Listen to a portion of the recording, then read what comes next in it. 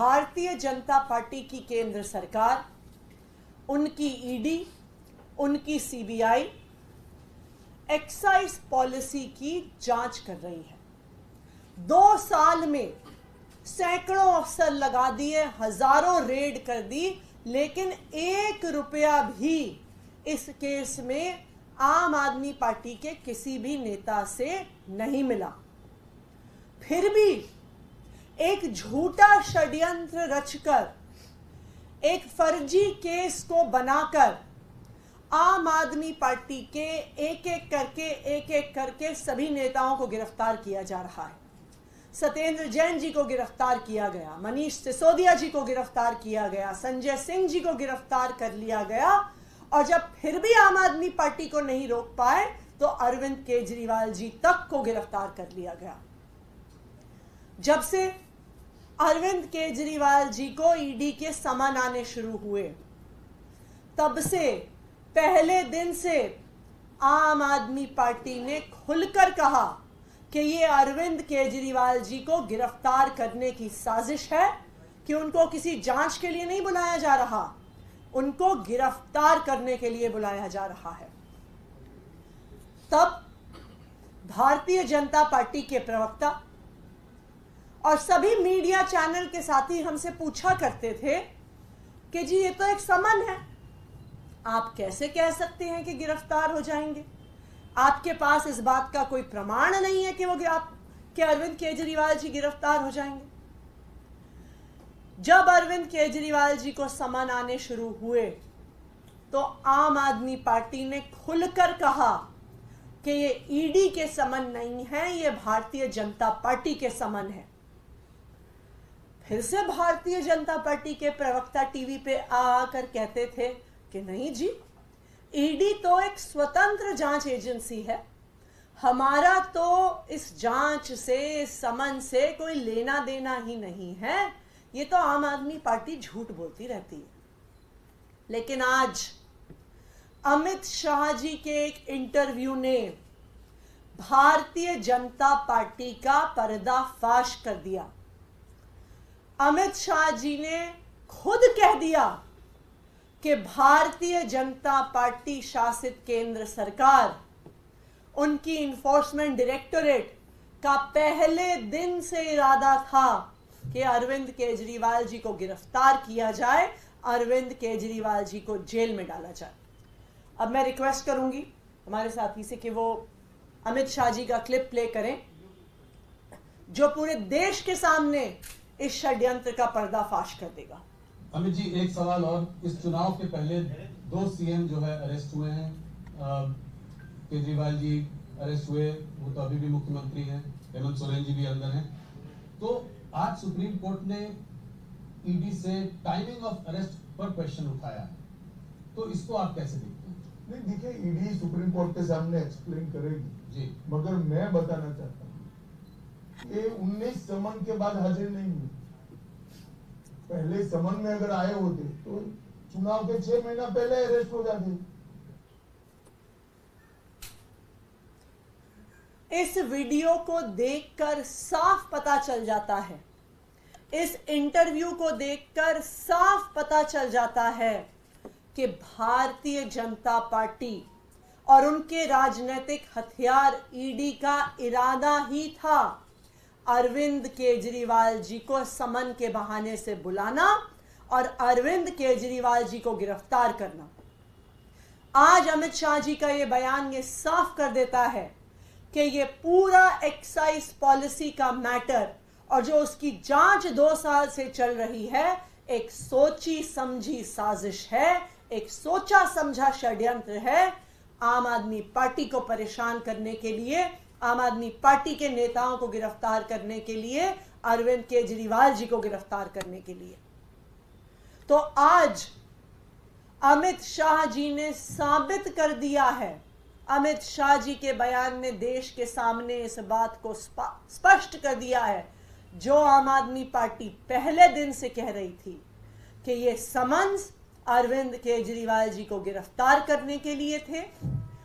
ये जो पूरा जांच है, ये सिर्फ एक षड्यंत्र है, और आज पूरे देश को भी ये पता चल गया है कि भारतीय जनता पार्टी को, प्रधानमंत्री नरेंद्र मोदी जी को, अमित शाह जी को अरविंद केजरीवाल जी से डर लगता है।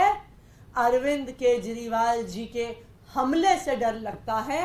अरविंद केजरीवाल जी जो भारतीय जनता पार्टी के 10 साल के कुशासन को एक्सपोज करते हैं, उससे डर लगता है। इसलिए उन्होंने ये षड्यंत्र रच के उनको जेल में डाल दिया। Thank you. मैम, प्रधानमंत्री नरेंद्र मोदी ने TV9 को इंटरव्यू दिया है, उसको जो आप आरोप लगाते हैं कि 400 आगे तो आरक्षण खत्म हो जाएगा, संविधान खत्म हो जाएगा, चुनाव ही नहीं होंगे, सब पर उन्होंने जवाब दिया, कहा कि अगर ऐसा करना होता 360 तो एनडीए के बीच हैं और सहयोगी मिला 400 हो जाएंगे। तो तमाम जो आपके दावे हैं, आरोप हैं, इनको कदम बताया है। प्रधानमंत्री नरेंद्र मोदी जी इस बात का जवाब दें कि क्यों भारतीय जनता पार्टी से जो सारे जुड़े हुए संगठन हैं और जो सारे जुड़े हुए लोग हैं आरक्षण का विरोध करते हैं। मोदी जी मोहन भागवत जी के सालों से चलते आ रहे बयानों का जवाब दें कि वो आरक्षण खत्म करना चाहते हैं। मोदी जी के फॉर्मर एडवाइजर विवेक देबरॉय जो सालों तक मोदी जी के साथ काम करते रहे, लगातार बयान देते थे कि आरक्षण खत्म होना चाहिए। मोदी जी ये बताएं क्यों चाहिए उनको 400 सीटें, क्यों वो सिर्फ 272 सीटों की बात नहीं कर रहे, क्यों 400 सीटें चाहिए? क्योंकि उनको संविधान को बदलना है, क्योंकि उन्हें आरक्षण को खत्म करना है। मोदी जी जवाब दें कि जो उनके कैंडिडेट्स हैं, चाहे अयोध्या से लड़ रहे एमपी कैंडिडेट, चाहे अरुण गोविल, चाहे देश के अलग अलग हिस्सों से लड़ रहे उनके एमपी कैंडिडेट्स, क्यों कह रहे हैं कि 400 पार चाहिए? क्योंकि संविधान बदलना है। ये बिल्कुल साफ है कि भारतीय जनता पार्टी इस देश का संविधान बदलना चाहती है। भारतीय जनता पार्टी इस देश में चुनाव खत्म करना चाहती है और इसके ट्रेलर हम देख चुके हैं। हमने देखा है कि चंडीगढ़ में क्या हुआ, हमने देखा है कि किस तरह से दिल्ली में मेयर के चुनाव को ही खत्म कर दिया गया, हमने देखा है कि किस तरह से सूरत में, इंदौर में बिना चुनाव किए सामने वाले कैंडिडेट्स को डरा के धमका के उनके नॉमिनेशंस विड्रॉ करवाए जा रहे हैं। पहले तो Bharatiya Janata party operation lotus करके चुनाव के बाद सरकारें गिराती थी। अब भारतीय जनता पार्टी का ये नया स्वरूप है, नया षड्यंत्र है कि अब वो चुनाव होने ही नहीं देते। चुनाव होंगे ही नहीं तो सरकार गिराने की बात नहीं आएगी। बिना चुनाव के ही भारतीय जनता पार्टी जीतेगी। वाले मामले में आप सरकार का भी क्या रूप है, जिस तरह से काफी कर्मचारियों को हटाया गया है, और क्या आप इसे भविष्य की भूमिका के तौर पर देख रहे हैं या लग रहा है कि जो बातें कही गई हैं रिपोर्ट में, आदेश में, वो सही? भारतीय जनता पार्टी एक महिला विरोधी पार्टी है। ये वो भारतीय जनता पार्टी है जो प्रज्वल रेवन्ना जैसे व्यक्ति को चुनाव लड़वाती है। ये भारतीय जनता पार्टी वो पार्टी है जो प्रज्वल रेवन्ना जैसे दरिंदे के लिए, जिसके लिए प्रधानमंत्री मोदी जी प्रचार करते हैं। भारतीय जनता पार्टी वो पार्टी है जिसके पास सारी सूचना थी प्रज्वल रेवन्ना की दरिंदगी की, उसके दुष्कर्मों की, फिर भी उसको टिकट देती है, उसके लिए प्रचार करती है। और दूसरी तरफ महिला आयोग जैसी संस्था जो परेशान महिलाओं के लिए, डेस्टिट्यूट महिलाओं के लिए, वायलेंस की विक्टिम महिलाओं के लिए काम करती है, उस डीसीडब्ल्यू को, दिल्ली कमीशन फॉर विमेन को बंद करने की कोशिश की जा रही है, ठप करने की कोशिश की जा रही है। जिन महिला आयोग की एम्प्लॉइज को हटाया गया है उसमें से कई सारी खुद एसिड अटैक की विक्टिम्स हैं। आज देश में महिलाओं के साथ जो एसिड अटैक होता है उसके बाद वो महिलाएं अपने घर से बाहर निकलने में संकोचती हैं। उनके परिवार उनको घर से बाहर नहीं निकलने देते, उनको नौकरियां नहीं मिलती हैं, वो काम नहीं कर पाती हैं।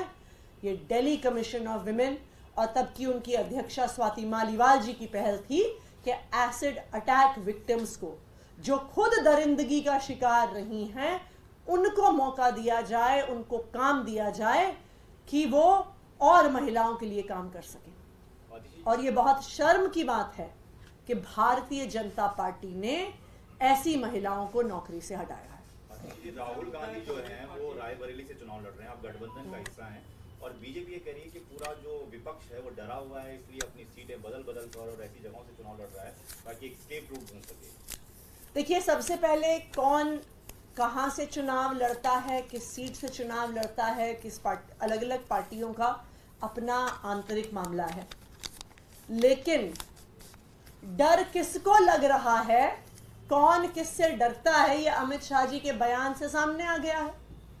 अमित शाह जी ने जब बयान दिया है कि अरविंद केजरीवाल जी को पहले समन के समय ही गिरफ्तार करने का इरादा था, तो ये बिल्कुल साफ है कि भारतीय जनता पार्टी को आम आदमी पार्टी से डर लगता है, भारतीय जनता पार्टी को इंडिया अलायंस से डर लगता है, और भारतीय जनता पार्टी को पता है कि वो इस बार चुनाव हारने वाले हैं।